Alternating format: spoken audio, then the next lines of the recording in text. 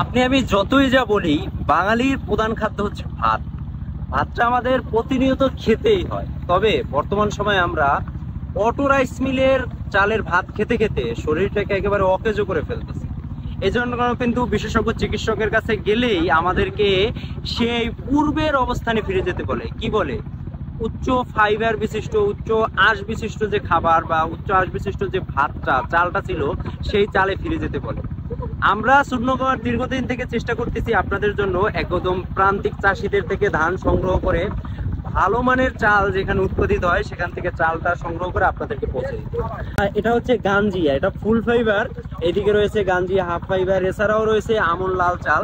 আর আমরা ন্যাচারাল খাবারের জন্য অনেকেই এই যে লাল ভাত কিংবা লাল চাল খেতে পারেন না, তাদের জন্য আমরা রেখেছি কাটারিনাজির চাল, যেটা হাস্কিং মিলে উৎপাদিত।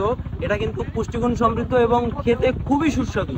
মাত্র 10 থেকে 12 মিনিটে এই চালের ভাতটা হয়ে যায়। এরকম 1 কেজি 2 কেজির প্যাকেট পারচেজ করে এর গুণাগুণ বা এর স্বাদ বা এর যে বৈশিষ্ট্য আমরা যেটা বলতেছি এর সাথে মিলতেছে কিনা এটা যাচাই বাছাই করতে পারেন।